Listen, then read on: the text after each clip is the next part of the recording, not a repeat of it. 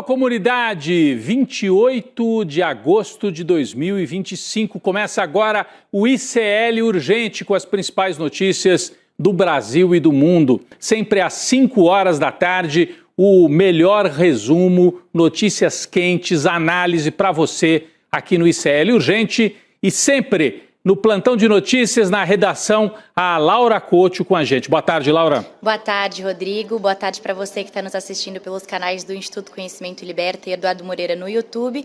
E muito boa tarde para você que está nos ouvindo pela Web Rádio São João em Quixadá e pela Rádio Cultural FM no Rio Grande do Sul. Vamos lá, Rodrigo. Boa tarde para o pessoal das rádios, boa tarde para quem nos acompanha pela internet. Agradecendo demais a audiência, o povo que nos assiste, às vezes não assiste ao vivo, mas assiste depois na internet, para acompanhar esse resumo, sempre com essa cobertura crítica feita aqui pelo ICL. Boa tarde para você que mora nesse país em que a dúvida agora não é se Bolsonaro será condenado, mas sim onde ele vai cumprir a pena. A papuda o aguarda, tá ok? Ou será a cela na PF o aguarda, tá ok?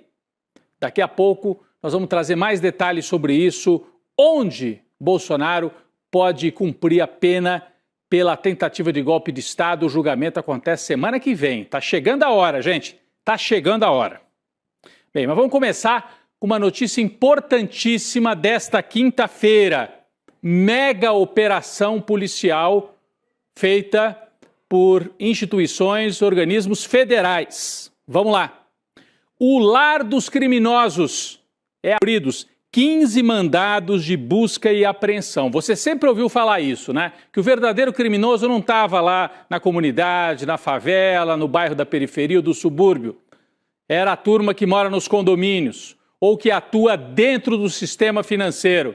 E dessa vez, a Polícia Federal, junto com a Receita Federal, vários organismos atuando em conjunto, chegaram no coração da Faria Lima e descobriram o escândalo que junta crime organizado, tráfico de drogas, lavagem de dinheiro, fintechs, bancos, mercado financeiro, tudo junto. Laura Couto vai explicar melhor para a gente essa história. Laura. Rodrigo, a Operação Carbono Oculto, que atingiu o coração da Faria Lima, já é a maior realizada no Brasil contra o crime organizado. A gente separou uma arte para explicar melhor, então se você está vendo por vídeo, seria legal olhar a tela. O esquema funciona da seguinte forma, Rodrigo. Um dos negócios da facção criminosa é investir no setor de combustíveis para lavar dinheiro, principalmente do tráfico. Só que a gente está falando de muito dinheiro. O PCC, então, recorreu ao pessoal da Faria Lima para usar como escudo os fundos de investimento. Esse dinheiro ilícito era aplicado nas instituições financeiras e, claro, para ter acesso aos postos de combustível, distribuidoras e fundos de investimentos, a organização usava laranjas, que são pessoas contratadas para se infiltrar e participar desse esquema de fraude. A Receita Federal apontou a existência de pelo menos 40 fundos de investimentos, as chamadas fintechs, que estavam sob o controle dessa facção criminosa. Uma delas, uma fintech de pagamento, atuava como um banco paralelo do PCC e movimentou 46 bilhões de reais não rastreáveis entre 2020 e 2024. Segundo um secretário da Receita Federal, esse esquema todo do PCC teria movimentado mais de 70 bilhões de reais, Rodrigo. Uma das maiores organizações criminosas da América Latina, bem debaixo do nariz da Faria Lima. Quem podia imaginar, né, Rodrigo? Pois é, Laura, enquanto você falava, até baixei a cabeça aqui para ver esse quadro que a nossa equipe trouxe aqui. Foi feito pela Receita Federal, mas explica bastante. Eu queria colocar aqui no telão, colocar de novo aqui no telão para a gente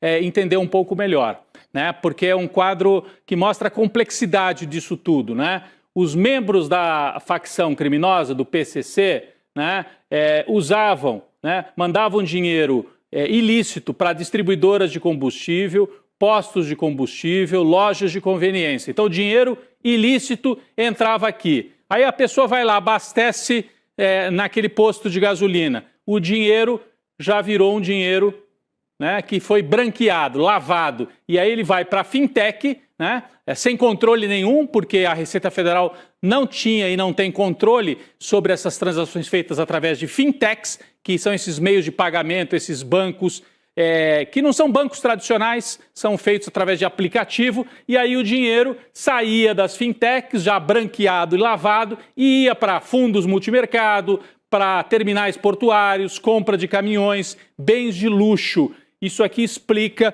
como é que funcionava a Operação Carbono Oculto. Bom, pessoal, mas o que é importante? Vamos entender uma coisa. Vocês lembram daquele vídeo do Nicolas Ferreira falando mal, tentando dizer que aquela ideia de controlar, de ter alguma regulação, alguma fiscalização nas fintechs, era para cobrar imposto de PIX? Lembra? Olha, onde tem escândalo, às vezes criminoso, tem Nicolas Ferreira. O deputado foi o principal culpado por derrubar aquela instrução normativa que exigia que fintechs e bancos enviassem dados de operações à Receita Federal. Ou seja, que poderia permitir a fiscalização de esquemas criminosos como este aqui que foi revelado na operação de hoje. O Nicolas ajudou a derrubar a instrução normativa que permitia fiscalizar tudo isso. A medida foi revogada após o chamado escândalo do PIX. Em janeiro, o Nicolas postou um vídeo que teve milhões de visualizações, popularizando a fake news de que o sistema de pagamentos, o PIX, seria taxado. A repercussão enorme criou uma onda de desinformação e a narrativa mentirosa de Nicolas conseguiu distorcer o conteúdo daquela instrução normativa, dificultando o rastreamento de operações ilícitas e tirando as fintechs do radar da Receita Federal. Não tirou totalmente, porque a gente está vendo, mas obrigou a se fazer uma investigação desse tamanho para conseguir desmontar o esquema. A gente preparou aqui um outro quadro, uma outra arte, para você entender, então, o que aconteceu. Crime organizado e fake news. Então tá aqui, olha, presta atenção, você que está só nos escutando, eu vou fazer um resumo agora e está aqui na tela esse resumo também. Vale a pena olhar aqui para a tela. Instrução Normativa 2219 de 2024. Ela não criava imposto, só exigia dados das fintechs e de bancos desses bancos que não têm agência, que até então não eram fiscalizados. Então era isso que dizia a instrução normativa. O que aconteceu? Teve que ser revogada após a onda de fake news, dificultando o rastreamento de operações ilícitas. Ou seja, ao derrubar aquela instrução, se favoreceu o PCC. Bom, a Operação Carbono Oculto e também uma outra operação em paralelo que chama TANK, mas a Operação Carbono Oculto revelou o uso de fintechs e de fundos pelo PCC para lavar bilhões, ou seja, mostrou por que aquela instrução normativa era necessária. A Receita Federal admite que o crime organizado se aproveita da falta de prestação de informações, né, que justamente a instrução normativa queria acabar com isso, queria dizer assim, se banco presta informação sobre movimentações suspeitas, por que fintech, por que banco que só funciona pelo celular não presta informação? Aí vem o Nicolas e aquela onda da extrema-direita e derrubam aquela instrução, favorecendo o quê? Crime organizado. Então, para a gente entender como funciona, fake news ajuda o crime organizado. Precisou de uma mega operação da Polícia Federal, articulação federal para desmontar esse esquema, né? E que, repito, atingiu o coração da Faria Lima, do sistema, do mercado financeiro brasileiro. Então, o crime, quando você fala, tem que combater o crime organizado, combate-se o crime organizado combatendo fake news, combatendo o mentiroso que tem mandado de deputado federal, combate-se o crime organizado impedindo ondas como aquela que acabou derrubando uma lei que era justa, mas que foi, né, vítima, uma instrução normativa foi vítima daquela onda de mentiras. O presidente Lula se manifestou sobre esse escândalo da Faria Lima.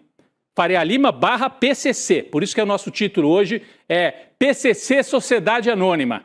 PCC Sociedade Anônima. O presidente Lula falou, vamos ver o que ele disse nas redes sociais, tem aqui um trecho da fala de Lula. Nas redes sociais, eu vou ler só o começo aqui, vamos lá. Lula, a população em todo o país assistiu hoje à maior resposta do Estado brasileiro ao crime organizado de nossa história até aqui. Em atuações coordenadas que envolveram Polícia Federal, Receita Federal, Ministérios Públicos Estaduais. Foram deflagradas 3 operações simultâneas nos setores financeiro e de combustíveis envolvendo 10 estados. Ou seja, Sem articulação federal não se combate crime organizado. Não adianta, quer dizer, é importante ter a Polícia Civil de São Paulo, do Rio, de Minas, da Bahia, mas sem articulação federal não se combate, porque esse crime não respeita a fronteira dos estados, né? Então, importante a articulação federal. O ministro da Fazenda, Fernando Haddad, também celebrou a mega operação. Haddad disse que ela chegou ao coração do problema e que conseguiu alcançar o andar de cima do crime organizado. Vamos ver um trecho da fala de Fernando Haddad. É um esquema extremamente capilar do ponto de vista material, do ponto de vista de distribuição do combustível e extremamente sofisticado do ponto de vista financeiro, porque são muitas camadas que precisam ser abertas para se chegar no patrimônio do crime organizado, sem o que fica muito difícil você vencer o crime. Porque se você prende uma pessoa, mas o dinheiro fica à disposição do crime, essa pessoa presa vai ser substituída por outra. E, em geral, o que fica preso é o personagem menos importante da estrutura criminosa. Você não chega no andar de cima do crime organizado. Essa operação é exemplar porque ela conseguiu chegar na cobertura do sistema, no andar de cima do sistema. Importante essa fala do Fernando Haddad. A gente sempre ouviu falar isso lá no Rio de Janeiro, né? O crime não está na Rocinha, está nas coberturas do Leblon ou nos condomínios, né? Dessa vez o que o Haddad está dizendo é o crime, a gente chegou ao coração e o coração fica no andar de cima. O coração é esse sofisticado sistema que misturava posto de combustível, distribuição de combustível, lavagem do dinheiro através das fintechs, para depois aplicar em terminais portuários, caminhões e outras áreas aí para lavar o dinheiro do crime organizado. O ministro da Justiça e da Segurança Pública, Ricardo Lewandowski, também comentou o caso da Faria Lima. Vamos acompanhar a fala de Lewandowski, vamos lá. Hoje nós deflagramos talvez uma das maiores operações, talvez não, com certeza, uma das maiores operações da história contra o crime organizado, sobretudo em sua atuação no mercado legal. Ou seja, atacando neste momento o setor de combustíveis, a apropriação das organizações criminosas, em parte, do setor de combustíveis e a sua ligação com o setor financeiro no que diz respeito à lavagem de dinheiro. Eu diria que, com toda certeza, é uma das maiores operações da história brasileira e eu ousaria dizer também que é uma das maiores operações em termos mundiais. Então, esse foi o Lewandowski. Interessante que, além do governo, figuras da direita também comentaram e até comemoraram a realização desta superoperação. Sabe quem, por exemplo? Sérgio Moro tentou surfar no sucesso da Operação Carbono Oculto. Vamos ver o que disse o Sérgio Moro? Vamos lá. Olha, essa operação contra o PCC confirma que a integração e a atuação conjunta entre os órgãos públicos é essencial no combate ao crime organizado e à criminalidade em geral. Até aí tudo bem, todo mundo concorda, né? Mas daí vem o pulo do gato aqui, do Sérgio Moro. Olha a segunda frase. Foi a mesma estratégia da Lava Jato que os bandidos e seus aliados tentaram insistentemente demonizar. Já passou da hora de ser retomado um modelo de forças-tarefa para que as organizações criminosas sejam desmanteladas. Não, Sérgio Moro, desculpa. Ninguém demonizou, nem os bandidos, nem jornalistas, nem o Supremo, nem juristas. Ninguém demonizou a Lava Jato porque ela combatia o crime organizado ou porque ela praticava integração de órgãos para combater o crime organizado. A crítica à Lava Jato é porque ela foi uma operação feita sob encomenda para atingir um lado da política no Brasil e para impedir um candidato de ser presidente, que seria o Lula. E isso ficou depois evidenciado pelos áudios da Vaza Jato. E tanto isso foi assim, Sérgio Moro, que você foi premiado pelo Bolsonaro virando ministro da Justiça dele por ter impedido o Lula de concorrer, porque o Lula ia ganhar a eleição de 2018. Então é por isso que a Lava Jato foi criticada. Se ela tivesse sido uma operação de articulação de fato entre Ministério Público e outros órgãos para combater o crime, estaria ok. O que está acontecendo agora não tem nada a ver com Lava Jato. É usar instituições que já existem e fazer a coordenação. Não ficar inventando a roda, concentrar tudo em Curitiba. Aí julgava um caso que aconteceu no Rio, em Brasília, na mão do Sérgio Moro. Ele era o dono de todos os casos. E aí deu no que deu, uma fraude processual que acabou sendo desmontada depois no Supremo Tribunal Federal. Bom, falando em Supremo Tribunal Federal, a gente vai depois acompanhar os desdobramentos desse caso, dessa operação. Mas vamos falar do principal caso que o Supremo vai julgar na semana que vem. O julgamento de Bolsonaro se aproxima dele e de outros 7, incluindo generais e um almirante, pela primeira vez na história, hein? Os ministros do STF avaliam que uma eventual prisão do ex-presidente por tentativa de golpe de Estado não deve ser cumprida num quartel do Exército. Sabe por quê? O receio é que apoiadores da extrema-direita poderiam incitar, fazer atos ali nas áreas próximas ao QG ou ao quartel onde estivesse o Bolsonaro, gerando uma reedição dos acampamentos golpistas de 2022. Com isso, parte dos ministros da Corte considera mais prováveis 2 possibilidades. 1.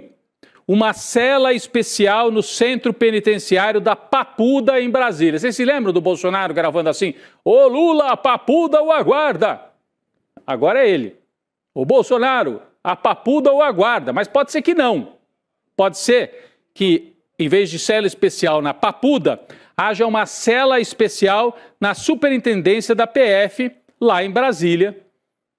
Aliás, tem uma cela já preparada. Seriam esses 2 locais, Papuda ou sede da PF. E a terceira hipótese, que também não deve ser descartada, é prisão, aí já cumprindo pena, em casa. Prisão domiciliar pela alegação de que ele tem um problema sério de saúde.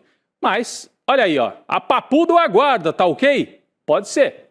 É uma das possibilidades. O Bolsonaro volta contra ele tudo aquilo que ele falou naquele monte de vídeo e tal, desejando para os adversários, o que agora vai acontecer, talvez, com ele. Que vai ser condenado, vai. E que vai ser preso também. A dúvida agora é onde vai cumprir essa prisão. Bom, por enquanto ele segue em prisão domiciliar, que ainda é cautelar, não houve a condenação. Depois de algumas visitas indesejadas, ele até reclamou, Hoje, o ex-presidente recebeu um convidado ilustre, Valdemar Costa Neto, presidente do Partido Liberal. Foi a primeira visita de Valdemar a Bolsonaro desde a prisão domiciliar. No encontro, os 2 caciques do PL trataram de estratégias eleitorais e do planejamento para 2026, principalmente no que diz respeito ao Senado. Além disso, Valdemar e Bolsonaro discutiram sobre como minimizar as disputas internas. Informações são do jornal O Globo e a Laura Couto tem mais detalhes sobre esse encontro. Laura. Rodrigo, o foco da conversa realmente foi o Senado. O plano do Jair Bolsonaro é eleger o máximo de aliados com o objetivo de construir uma bancada anti-Supremo. E nesse cenário, a oposição teria quórum para aprovar um eventual impeachment de um ministro da Corte. E o destino da família Bolsonaro também foi discutido nesse encontro. Começando pelo senador Flávio Bolsonaro. Ele deve concorrer à reeleição do Senado pelo Rio de Janeiro. Já o filho 02, o Carlos Bolsonaro, que atualmente é vereador na capital carioca, pode disputar uma vaga no Senado em um desses 3 estados, Santa Catarina, Espírito Santo ou Roraima. Mas esse plano enfrenta resistência entre os aliados ali da extrema-direita. E a situação do deputado federal Eduardo Bolsonaro também foi pauta da conversa. Ele é considerado forte candidato para São Paulo, mas Valdemar Costa Neto, presidente do Partido Liberal, ponderou que o Eduardo dificilmente vai conseguir se candidatar e pode até ser preso caso ele volte para o Brasil. Agora, passando para a ex-primeira-dama, Michele Bolsonaro, ela pode disputar o Senado pelo Distrito Federal. Rodrigo. Então é isso, eles estão fazendo aí as contas, distribuindo as peças por vários estados. A questão é, se o Jair Bolsonaro quiser alguém da família concorrendo o ano que vem, e parece que esse é o plano, um desses aí vai ter que abrir mão de Senado para concorrer à presidência, ou o Flávio, ou a Michele, e aí tem que haver um remanejamento. Bom, o fato é que Bolsonaro precisa encarar a realidade. Ele está inelegível, as chances de concorrer nas eleições do ano que vem são mínimas, para não dizer nulas. Existe então a necessidade do substituto, ou da substituta. De acordo com interlocutores, o ex-presidente diz ter preferência pela candidatura de Michele, a ex-primeira-dama. Isso, uma candidatura ao Palácio do Planalto mesmo. apesar do apoio cada vez mais explícito que vem do Centrão e da Faria Lima ao nome do governador de São Paulo, Tarcísio de Freitas. Então, o Bolsonaro prefere a Michelle, mas o Centrão e a burguesia nacional querem empurrar a candidatura do Tarcísio. Laura Couto tem mais detalhes. Rodrigo, de acordo com aliados, o próprio ex-presidente Jair Bolsonaro é quem tem insistido para manter o nome da Michelle nas pesquisas encomendadas pelo Partido Liberal. Até agora, o resultado das sondagens tem apontado que o Tarcísio e a Michelle têm desempenho parecido no confronto contra o atual presidente Lula, que deve disputar a reeleição em 2026. Para os aliados, o que faz o Bolsonaro preferir a Michelle na disputa é a confiança na esposa, mas principalmente o receio de perder o posto de líder da direita para o Tarcísio. Ou seja, o Bolsonaro está com medo de ser deixado para trás, de ser escanteado de vez. Além disso, a avaliação da cúpula do Partido Liberal é de que o governador de São Paulo, Tarcísio de Freitas, ainda é jovem na política, foi eleito com o apoio do Bolsonaro e que ele não tem força própria nas ruas. Já a ex-primeira-dama Michelle Bolsonaro conta com o eleitorado feminino e evangélico, além dela ser a presidente do PL Mulher, Rodrigo. O Eduardo hoje seria muito difícil concorrer, porque ele queimou todas as pontes. Se voltar para o Brasil, pode ir em cana. A Michelle, inclusive, da família Bolsonaro, é quem aparece com melhores índices em todas as pesquisas. Então está parecendo que vai afunilando entre Tarcísio, né, ou Michelle. Aliás, podem sair os dois. O Tarcísio pela direita partidária tradicional e a Michelle com apoio da família. Será? Vamos aguardar. Esse quadro ainda vai ser depurado para haver uma definição. Bom, o julgamento de Jair Bolsonaro é uma lição de democracia para os Estados Unidos. Quem diz isso não sou eu, não é o ICL urgente.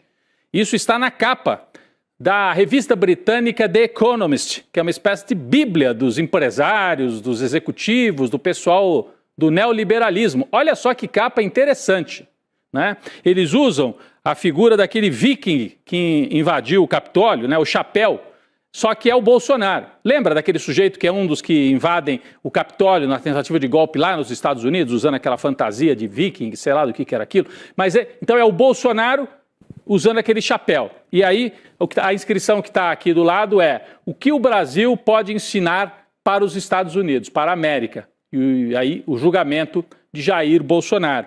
É como se o Brasil estivesse dando lição de democracia, estivesse ensinando para os Estados Unidos como defender as democracias. Sabe aquilo que a gente vem falando todo dia? Como as democracias morrem? Como salvar as democracias? Que, aliás, é o tema de uma super aula que acontece hoje à noite aqui no ICL. Daqui a pouco eu trago mais detalhes. Daqui a pouco eu trago mais. Tem tudo a ver com isso aqui. Então, até Economist, né?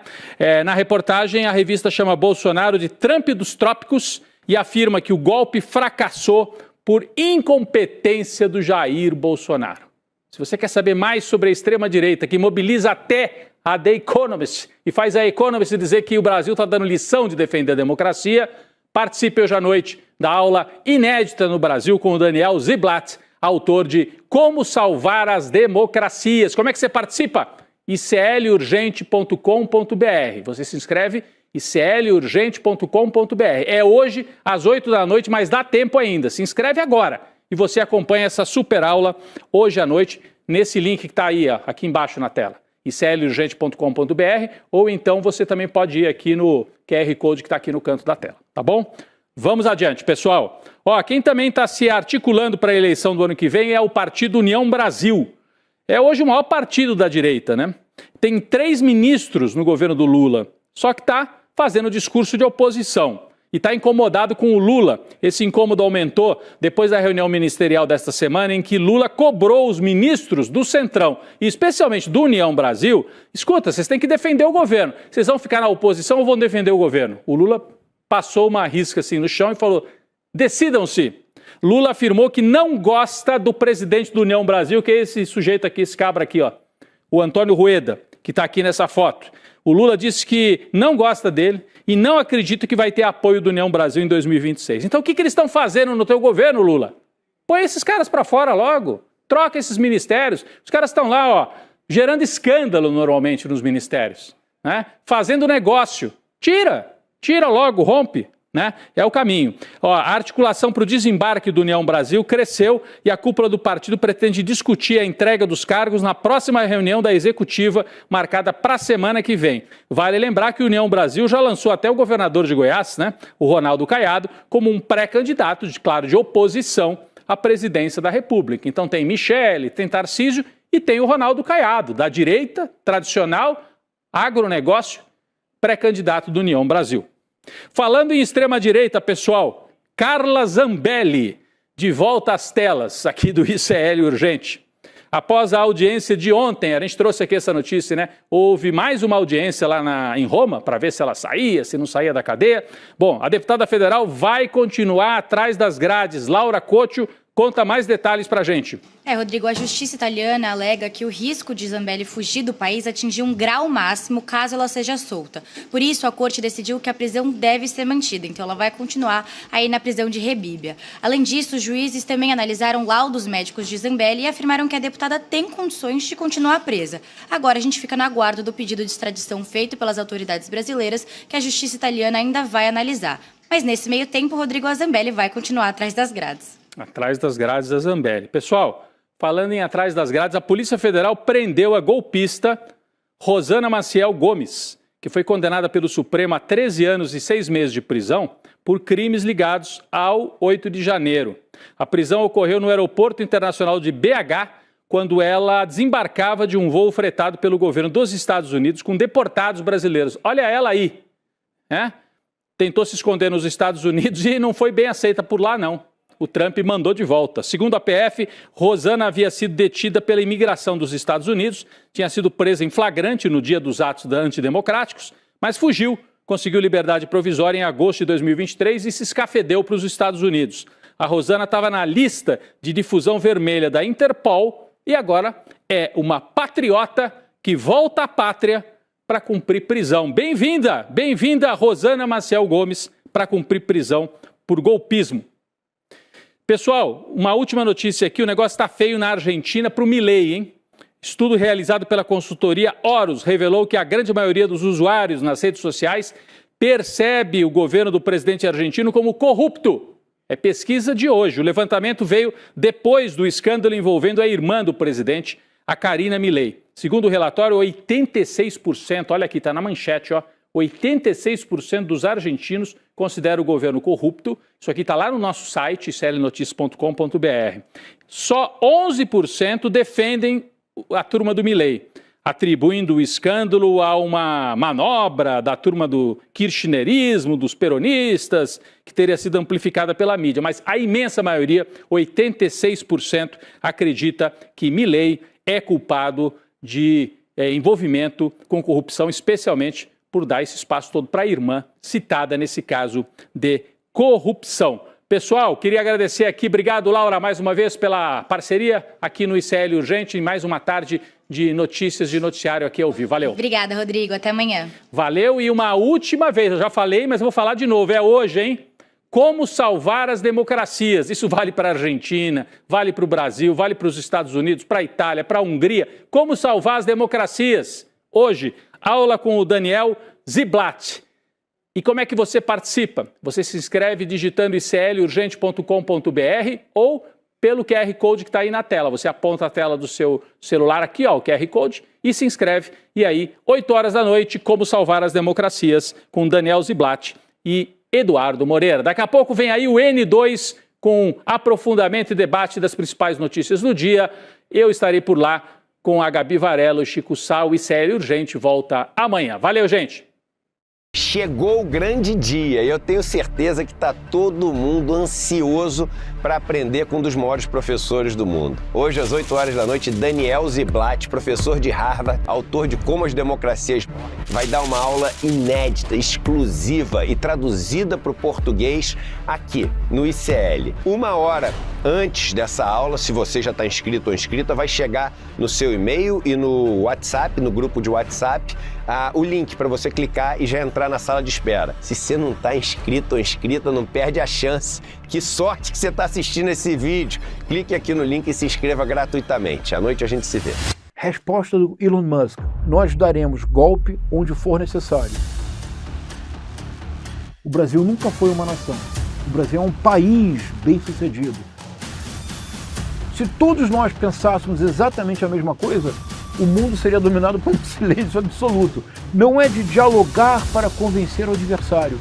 Numa guerra, do que se trata é de neutralizar o inimigo.